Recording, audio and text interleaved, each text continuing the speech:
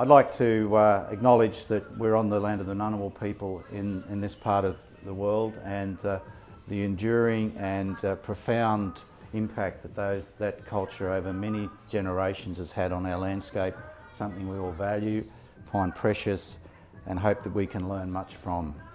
And in that respect, I guess the work that I've been doing most recently with the ACT government and regional governments in this area is to try and turn the ACT from just being an island there, which you can see white around over there, just to set the scene, to something that's part of a broader landscape, so that we're not just thinking about the ACT and what happens over the border in New South Wales, that we're part of a region. And many people, of course, work in the ACT and live in New South Wales and vice versa. We're one of the fastest growing regions in New South Wales and Australia. And we're also in an area where there's going to be significant and profound impacts of climate change over time. Significant and profound impacts of climate change over time.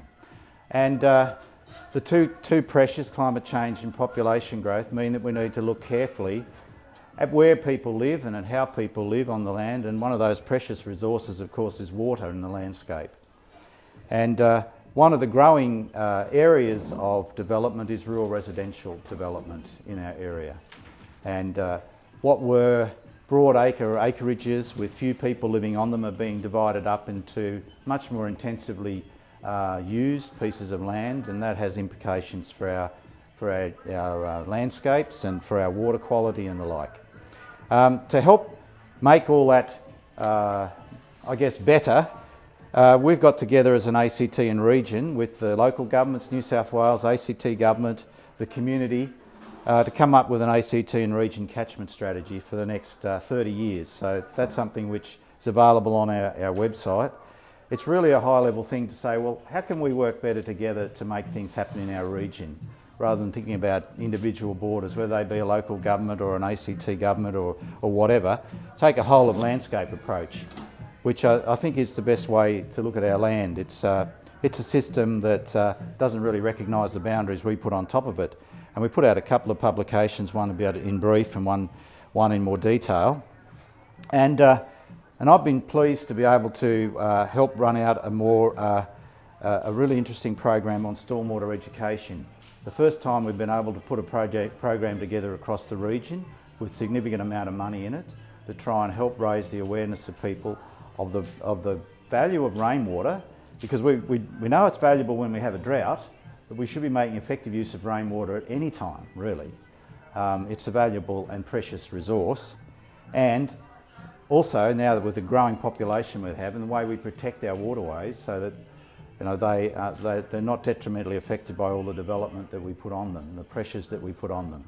In Canberra itself, we see that evidenced in poor water quality sometimes in our lakes. Lake Tuggeranong closed more than half the year because of water quality problems, to people swimming or getting in it for primary contact. Lake Burley-Griffin often closed, yeah. Yeah, there might be others that might talk about this, but I'd say there are critical nutrients that come off the land, things like phosphorus, that affect that water quality. And in our rural residential areas, we also have a lot of sediment that can come into our water systems, because inevitably when we use the land and break it up, we create more roads, we create more hard surfaces, we create areas where we can have localised erosion, and anywhere where a raindrop lands on the dirt rather than on plants is going to cause some turbidity to occur, and you're going to get runoff. So what we're trying to do across the region is to, I guess, push the message that only rainwater goes down the stormwater drain, really, as much as we can. And one of the things that we're kicking off on Monday is a demonstration sites grants program. So we've got about 80,000 in this round to give out to rural residential and urban dwellers in the region from Yastacooma and Queanbeyan. There'll be just a grants program to put in demonstration sites of doing good work on their property, because we find in this sort of work people learn best from looking what others have done. You go to open gardens, and we're doing this work with Canberra Open Gardens, who are a community organisation that open up gardens in the region, not just in Canberra, to show good practice and in managing their land. And we just think it's a great way of engaging the community and getting people out. We'll have workshops with some of the people that apply for the funding will say, well, we'll come and help you do what you want to do on your property, so long as we can film it, so long as we can do a webinar or some other thing, or make it available to other people to learn from as part of do a practical workshop and make it happen. And we do that in rural residential areas with erosion, small-scale erosion control type projects as too, and they're very successful with people learning how to do those things on their own property. So there's some of the sort of things we're pushing out with our stormwater education program over the next few years. I've got some information about that here. We've got a big audience. We've got nearly 500,000 people to target for this program. There's a lot of people. We've only got $750,000 at the moment in the budget, but through our coordinated governance of this sort of work, we hope to be able to grow that money. We've got the support of local government and state governments and the Commonwealth, and YAS has already committed additional money in their budget to help with this work, because local councils and that see this as an important area of work for them to invest in. Because we have to do what we can in a continuing basis to try and minimise the impact of what we do on the land. So does anybody have any questions about that brief overview of what I've talked about? That. To do with what the Prime Minister has just said recently, that they're going to make extensions to the Snowy Hydro. Well, the Snowy Hydro system is about water supply, and one of the things that one of the interesting effects of having more water, in the sense we build a larger Cotter Dam for the supply of the region in terms of water, is that the emphasis goes off water use efficiency. So we become less interested in saving water, whereas my point is that making effective use of any water that falls on your property, keeping it as long as you can on your property, is good for you in terms of your budget. It's good for the environment, because the more it filters through the soil, through the environment, before it gets into a waterway, if you can encourage it to infiltrate, the better for everyone. So a lot of myths, urban myths around the rain. The downpipe on your property goes into the sewer. It certainly doesn't in the ACT, and it doesn't in any place in our part of the world. So that you can disconnect that downpipe, you can divert that water onto your property, and actually has a lot of beneficial values from doing that. And I know Ian over here is a keen advocate of that work, and his own garden has those examples in it that we're trying to push and get other demonstrations of around the region, so that people will do that sort of work. And it saves you money. You get a much better microenvironment around your property, and even in a rural residential sense, the thing you want to be doing is spreading and slowing the water down that falls on your property. You can use vegetation, you can use contouring, there's a whole lot of ways you can do that, but that's really important, to soften the impact of water as it hits the ground. Yeah. I saw a documentary a couple of years ago. I can't remember a lot of the detail, but this guy had bought a rundown property and he'd taken it back to what it was originally. So that was the old-fashioned water course of Yeah. trees and bushes in it. And it seemed, and what he claimed, and it did seem to be so from the photographs, was that the water was sort of permeated right through to the valley. Yeah. Yeah. But everything had been slowed down. Yeah. Very little current. Well, that's the classic thing. I do a lot of bushwalking, and if you go into the bush and a really heavy rainstorm, when you're in the bush, you don't hear the water hitting the ground because it's hitting the vegetation. It slowly goes in, and you don't see any mud coming off the bush. It's only where you have a road or something you get the chocolate water, in places where you get erosion. So we want to try and recreate that sponginess in our environment. Is really important for a whole lot of reasons, really. Oh, I see. Yeah. So you're suggesting we plant certain things. Yeah, mulch and use plants. Avoid impervious surfaces as much as possible. Porous paving, whatever you like. All those things help. Even in our environment where we've got a lot of clay soils and it's hard to get the water in, there are techniques that you can use to do that. If anybody wants our fridge magnet, it's got a website address on there where there's a lot more information about what it can do. a whole lot more fact sheets are going up on that website tomorrow. Sorry? Yeah, and anything like that, that's fine. Yeah, that's right.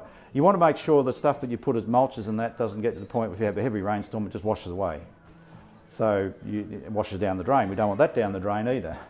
Yeah, so that's and waste your money, you know, as well. So there's a lot of reasons for it. But Just to stop people from throwing things into the rivers and lakes.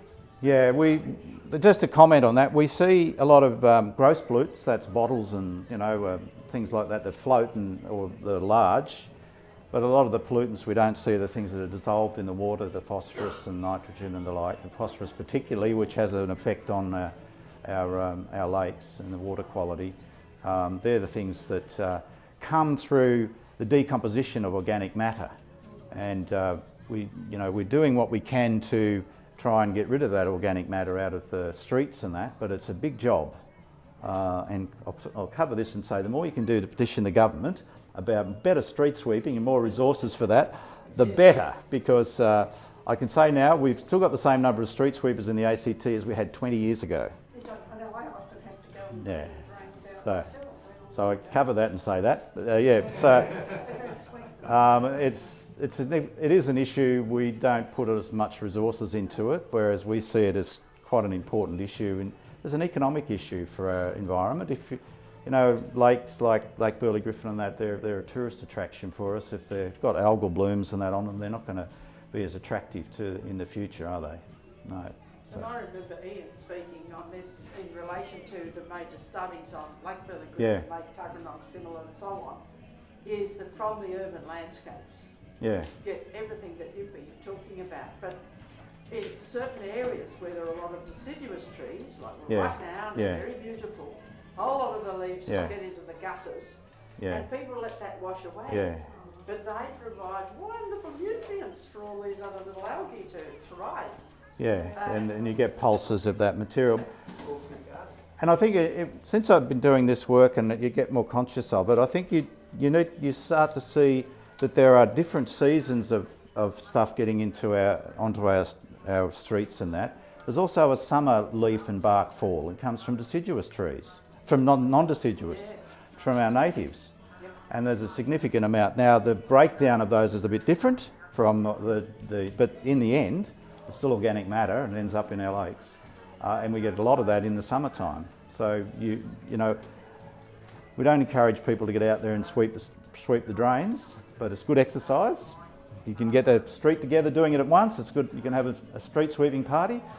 It's fine. But I think, and it's valuable material that you can use as compost. So. European trees like oak,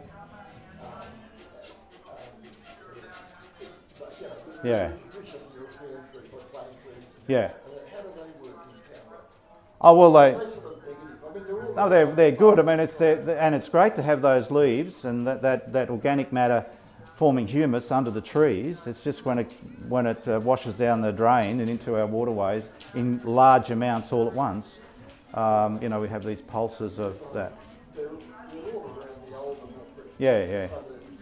but not in the newer suburbs. No. I didn't know whether it was an elitist thing. I think it's about space more than that. It's it's about space. There's not as much space in the verges and in the individual blocks now to put larger trees, really. So you'll find there'll be a different character in those newer suburbs. And the problem with the deciduous trees, particularly oaks, is the organic matter from their leaves is 50% more available than for, say, eucalypts. And they break down much more quickly. And of course, you get the leaf fall just in the autumn period, as opposed to natives, which is an annual ongoing process. So it's just that shock load. It is. I guess in trying to intercept them, get as many residents to keep the leaves on their block, and all that organic matter. Every little bit helps. I guess that's all we can say. Does the ACT, in terms of new subdivisions, have planting guides for new subdivisions that exclude these types of trees, you know, the winter deciduous trees on verges. You know, the developer goes in and knocks down those hideous looking eucalypts so that they can put some beautiful houses that all look beautiful. Do we not then say, you know, you need to plant native trees or something that's not going to create a further problem? They're still planting deciduous trees in the major avenues in newer suburbs. Yes, that's true. But there's not as many in new developments as you have in the older suburbs by any means. Yeah. But I'm just asking whether the ACT should be legislating to say when we give you permission as part of our planting rules, natives go in, or if you're planting non-deciduous, they have to be X away from the verge to help reduce that problem. Yeah, well, that's a fair enough comment. Yeah, I'll take it back. I can't really say. Yeah. Is that sufficient? Although out at the new development out at Belconnen called Gin and Dairy, they're actually working with the residents to make sure they're planting all the right sort of plants and stuff out that way as well. Just to comment, in looking at some suburbs which we've sampled, Canberra, which if nominally every street is native trees, but there's still an enormous amount of deciduous tree stock and plant stock in that suburb because everybody privately has planted a lot of deciduous trees. So you still get a large autumn leaf fall in Canberra, even though nominally all the streets are native. But in the newer suburbs, there's nowhere near as much space to put those exotic plants in, that's for sure.